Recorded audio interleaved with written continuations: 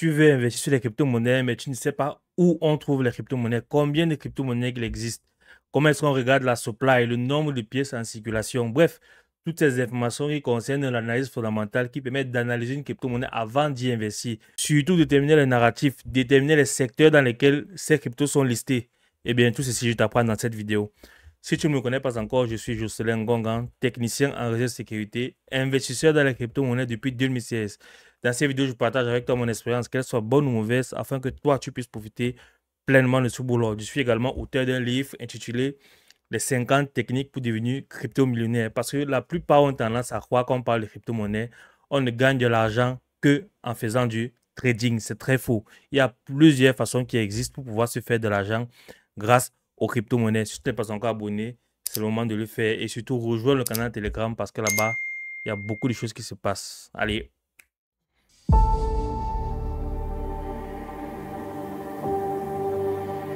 Alors là, je vais te parler de la plateforme qu'on appelle CoinGecko.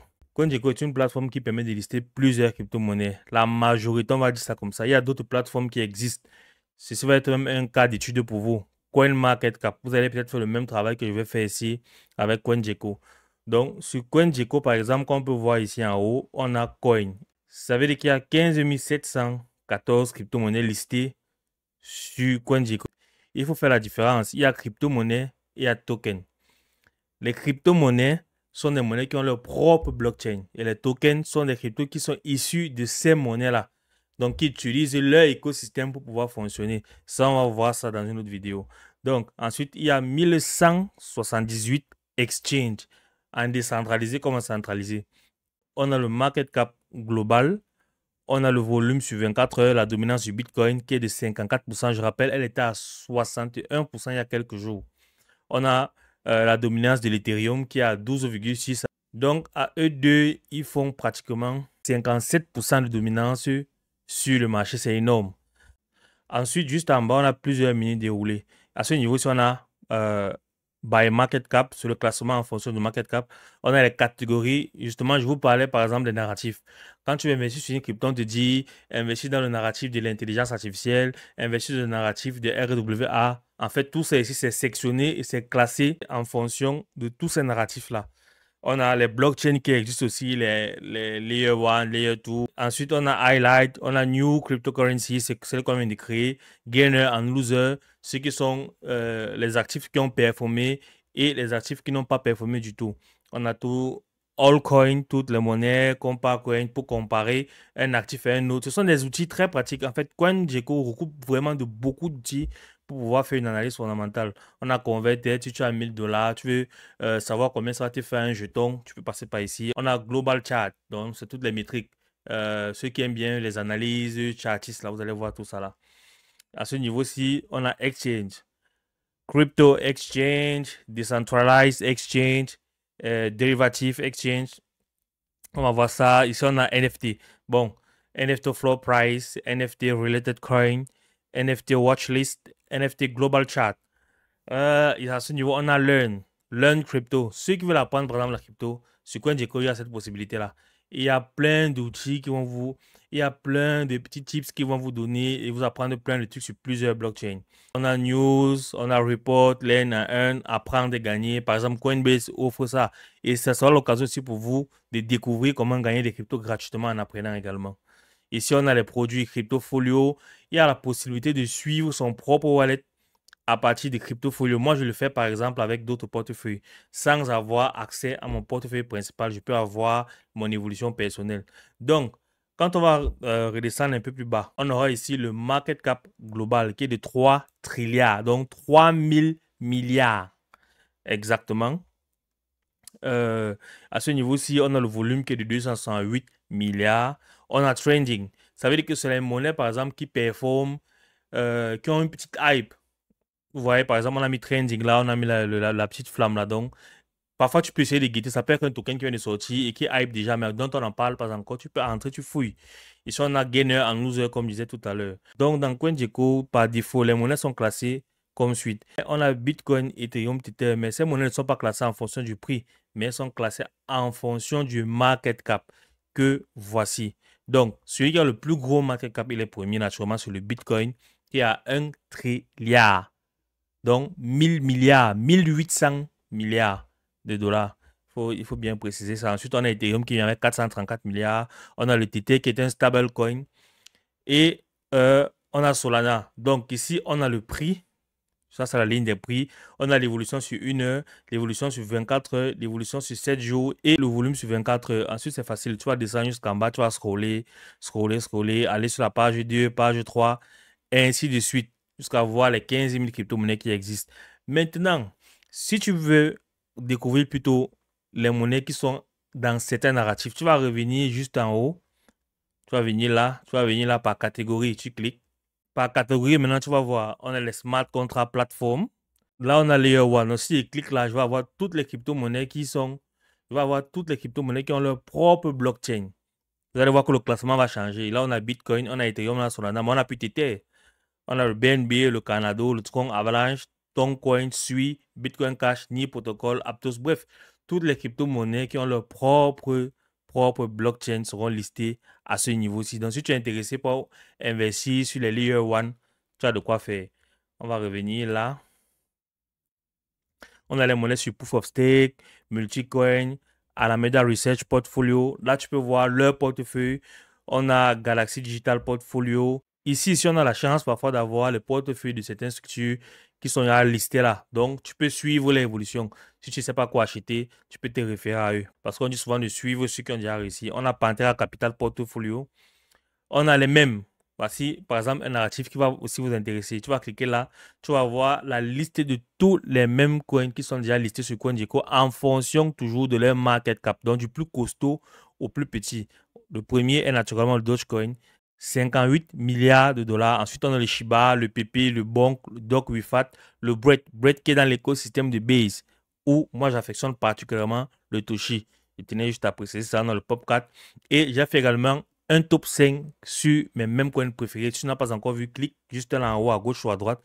Tu visionnes ça et puis tu reviens en continu. On a le Notcoin. Le Notcoin qui était le même coin qui était sorti de la plateforme Telegram. Si tu ne farmes pas encore les airdrops, c'est l'occasion pour toi de le faire. En dessous de cette vidéo, j'ai mis le lien de 2 airdrops que je suis en train de farm en ce moment. Et j'ai fait également des vidéos sur le sujet. Et les vidéos sont disponibles aussi sur YouTube. Rapidement, on va continuer. On a la DeFi, Decentralized Finance. Si tu veux investir dans la DeFi ou des projets qui sont adossés sur la DeFi, tu peux cliquer là.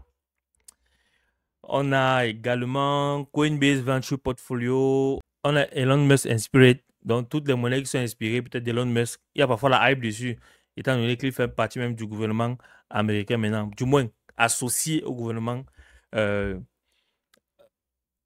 américain. On a du liquid staking. Bref, on a tellement de narratifs. Voici par exemple les deux narratifs que j'affectionne également, celui de l'intelligence artificielle et des dépings, qui sont deux narratifs très liés. Lorsque le narratif de l'intelligence artificielle explose, celui des dépings aussi explose. Ils sont très très liés avec les GPU et consorts. Donc regardons au niveau de l'intelligence artificielle.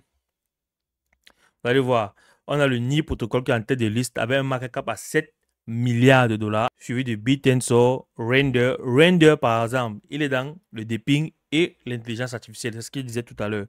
On a Fate, on a The Graph, on a Akash Network, Virtual Protocol, IOS Grass, Agram, Live.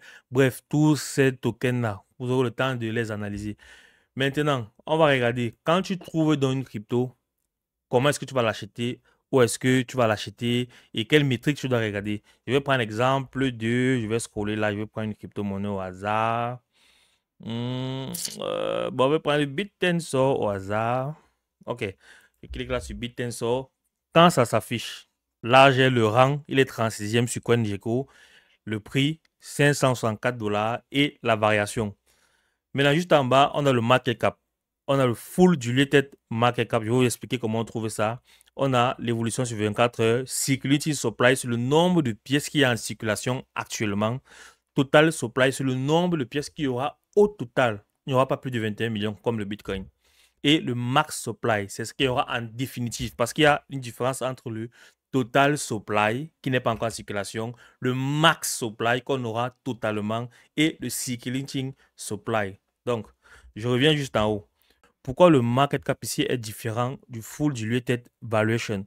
C'est très simple. Pour trouver le market cap, tu vas prendre le nombre de pièces en circulation. tu vas multiplier par le prix. Et tu trouveras cette valeur. Maintenant, pour trouver le full du lieu tête, tu vas prendre plutôt le nombre de pièces totales, qui sera de 21 millions, multiplié par le prix, et tu auras 11 milliards. Maintenant, à droite, on a l'évolution du prix sur 24 heures. Tu peux modifier pour avoir sur 7 jours, sur un mois, et même avoir l'évolution au maximum. Et comme tu peux le voir, on a déjà eu un all-time high, un ATH à 716 $. Donc, le prix le plus haut qu'elle a déjà atteint est 716 $. Toutes ces informations-là, tu pourras voir ça sur ces graphes. Même en termes de market cap, on va cliquer là. Quand on va cliquer là, on aura le market cap global qu'elle a déjà eu à atteindre. Maintenant, si tu veux faire une analyse plutôt avec TradingView, il y a également cette option. Tu cliques là sur TradingView. Tu peux avoir le graphe avec les bougies. Si tu maîtrises déjà cet outil, tu pourras facilement t'en sortir et faire également des analyses directement sur TradingView. Maintenant, on va descendre, on aura les informations sur le token. Website, ça c'est le site officiel de la monnaie. Si je clique là par exemple, ça va s'ouvrir. Voici le site de Bit'nSoul. Si tu veux faire plus de recherches, savoir qui est l'équipe, le white paper qui déroule et explique le fonctionnement de cet actif et peut-être la roadmap avec les plans de l'équipe, tu vas voir tout ça ici. Tu pourras descendre et fouiller. Pour tous les projets, tu peux faire cette analyse ici de cette façon. Ensuite, là, tu vas voir Explorer. Explorer, généralement, c'est pour fouiller les adresses. Si tu fais une transaction avec quelqu'un, tu veux voir, par exemple, ce qui est arrivé, combien de transactions il y a déjà eu, ce que j'ai reçu au total, ce que j'ai envoyé. À partir de l'Explorer, tu peux facilement voir ça. Le wallet, ça, c'est les wallets compatibles qui peuvent prendre Bit'nSoul. Actuellement, c'est Talisman. Talisman peut prendre rapidement Bit'nSoul. Ensuite, on a Community pour avoir la page officielle de Bit'nSoul, le compte Telegram de Bit'nSoul et même le Discord.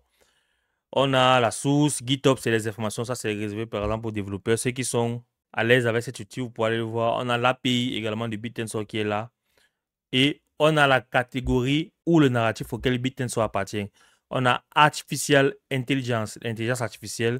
Elle appartient également à 3 autres narratifs. Smart Contract Platform, qui permet de générer des smart contracts des intelligences artificielles autonomes, qui est un Layer 1 ici parce que ce n'est pas un token. Il n'est pas issu d'une autre crypto-monnaie qui existe déjà. Il a sa propre blockchain. Également, le secteur des dipping. Je vous ai dit que le secteur des dipping et intelligence artificielle marchent ensemble. Et puis, on a là le prix. Un Tao, c'est 564. Maintenant, où est-ce que tu peux acheter le Tao? Tu vas cliquer sur Market. Ça va te donner l'ensemble des plateformes où tu peux acheter. Généralement, moi, je préfère où il y a plus de volume. Par exemple, il y a Binance, Get.io, BitGet, Mex. Je me limite généralement même aux 4 premiers. Ça, c'est en général. Quand il y a peut-être une pléthore de plateformes disponibles. Et on précise là, les plateformes centralisées. Ici, tu vas voir les perpetual. Ce sont les plateformes qui permettent de faire du trading à levier, les futures. Comme c'est mentionné là, future et consort. On revient sur la page d'accueil au niveau des exchanges. Je ne pourrais pas passer, ça vous parle des exchanges. Je clique là au niveau des exchanges. Parce qu'il est important de savoir quel est bien et quel n'est pas bien. Quand on va cliquer là, on va voir qu'il y a 3 menus. Crypto Exchange, Decentralized Exchange et Derivative Exchange. Voilà. On va venir sur Crypto Exchange. On va voir qu'il y a Binance. Quand tu vois Binance là, ici c'est Reserve Data Available. C'est la preuve de réserve. Depuis la faillite de FTX, il y a une norme qui a été instaurée.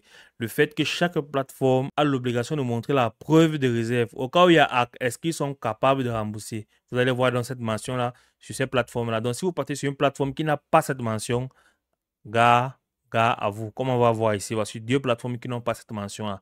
Déjà que je ne peux pas conseiller ça. Quand on va arriver juste en haut, comme j'ai dit, je peux utiliser maximum, quand je vais dans ce classement, maximum les 5 premières plateformes qui sont ici, je vais utiliser. Mais pas pour dire que je veux garder mes fonds à l'intérieur.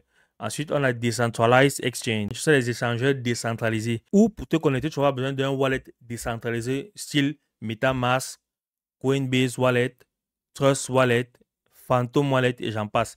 Et classé en fonction des volumes sur 24 heures. On a Velodrome, on a Uniswap qui est un échangeur décentralisé sur Ethereum, on a Redium, échangeur décentralisé sur Solana, on a Aerodrome, échangeur décentralisé sur le Layer 2 Base.